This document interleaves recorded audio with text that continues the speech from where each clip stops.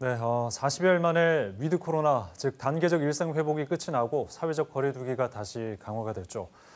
누구보다 자영업자의 한숨이 그래서 더 깊어지고 있는데 정부는 소상공인 320만 명에게 100만 원을 지급하는 대책을 발표를 했지만 소상공인 단체들은 내일 대규모 시위를 예고하고 있습니다. 집단 소송까지 준비를 하고 있는데요. 이정식 중소상공인 살리기 협회장과 소상공인들의 현재 상황 들어보도록 하겠습니다. 네, 회장님 어서 오십시오. 예. 반갑습니다. 저희가 코로나 팬데믹 이후로 의료 종사자분들 외에 아마 이 협회장님을 가장 자주 스튜디오에 모신 것 같습니다. 그만큼 이 상공인들, 소상공인들, 자영업자들이 많이 힘든 그런 상황에서 좀 그분들을 대변하고 계신 거 아니겠습니까? 예, 맞습니다. 네. 지금 사실 연말이라서 대목인데 거리두기가 강화되면서 상실감이 상당히 클 것 같은데 어떻습니까? 예, 맞습니다. 특히 연말 특수를 맞이해야 되는데 지금 뭐 식당이라든지 가게에는 손님이 뚝 끊긴 상황입니다. 네. 지금 코로나 확진자가 연 5천 명 이상 또 부산만 해도 한 400명 이상 가니까 방역 지침이 강화되면서 사적 모임 4인 그리고 또 9시까지 영업시간 제한이 상당히 그 자영업자 마음을 옥죄고 있는 그런 상황입니다. 네. 참 힘든 상황에서 방역 패스가 도입된 첫날에 또 이게 잘 접속이 안 되는 그런 상황이 벌어지면서 맞습니다. 그로 인한 또 손실이 컸다고요. 예, 맞습니다. 예. 특히 이제 자영업 같은 경우는 또 1인 자영업자도 많죠. 예. 그리고 또 그 고령의 자영업자 같은 경우는 또 디지털 문화가 또 상당히 서툰 그런 부분도 그렇죠. 있고요. 예. 그리고 또 그 모인 시스템 같은 경우는 방역 패스를 위한 또 인원을 새로 추가로 두어야 될 정도였습니다. 확인이 돼야 되니까요. 예, 맞습니다. 그래서 백신 미접종자들이 또 타인의 그 방역 패스를 또 도용해서 들어오려고 하니까 일일이 인원분들을 한 분 한 분 확인을 해야 되는 그런 부분에서도 또 어려움이 있는 그런 상황이고요.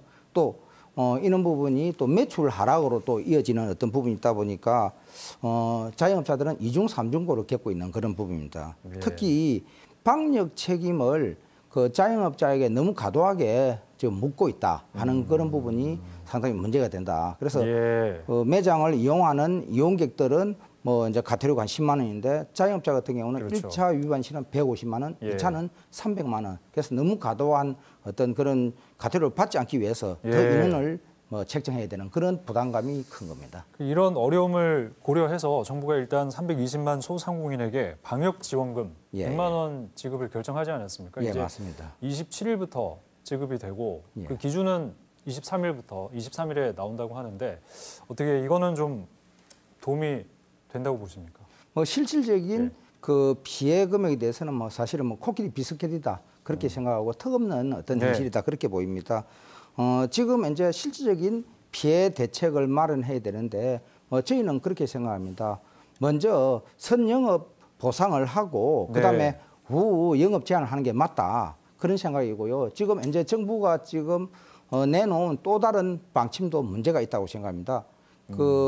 지금 손실 보상에 대해서 올 7월까지에 대해서 손실에 대한 어떤 피해 금액 70% 80%만 그 보상해 주겠다. 이렇게 되는데 이렇게 되면은 3개월치에 대한 어떤 업체당 300만 원 정도밖에 안 되거든요.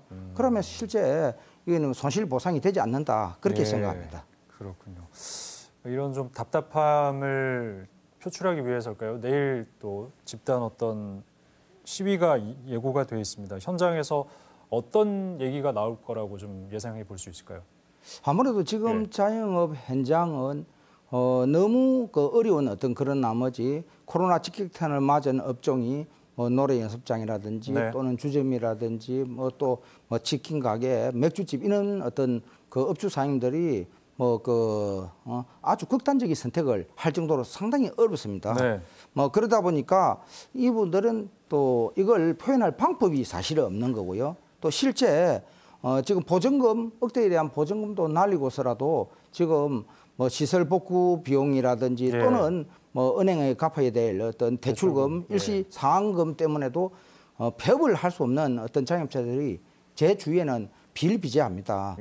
그런데 이분들이 지금 당장이라도 그만둬야 되겠다 생각하는 분이 전체 10명 중에서 한 4분 정도가 그렇게 생각하고요.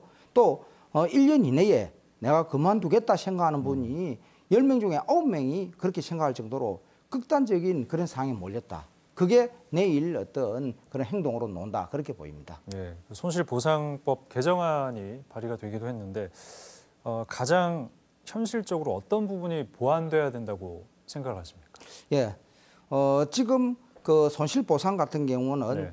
집합 금지 또 영업 시간 제한에 포커스가 맞춰져 있습니다. 그렇죠. 예. 그래서 지금 이렇게 가는 게 안 되고 인원 제한이라든지 또는 면적 제한 그리고 방역 패스 제한 등에서 이제 적용되는 대상자 이런 부분들이 전부 다 당연하게 정책 대상자로 돼야 된다. 예. 그런데 그동안 정부나 지자체가 이제 지원 대상자를 선별한 기준이 저는 문제라고 생각합니다. 뭔가 하면은 현장의 사항을 제대로 이해하거나 확인을 하지 못한 상황에서 행정 편의적인 생각으로 진행했었거든요. 네. 그러다 보니까 이제 지원 사각지대가 많이 지금 놓여 있습니다. 그래서 정부나 지자체가 이런 어떤 지원 사각지대에 놓인 어떤 자영업자들을 꼼꼼하게 살펴서 제대로 지원을 해줘야 된다. 그렇게 생각합니다. 급박하게 돌아가는 현장과 예. 또 그걸 뒤쫓아가는 행정의 괴리가 갈수록 좀 더 커지는 것 같은데 조금이라도 좀 그 간극을 좀 줄였으면 하는 바람입니다. 예, 맞습니다. 예. 오늘 말씀 잘 들었습니다. 예. 고맙습니다. 예, 감사합니다.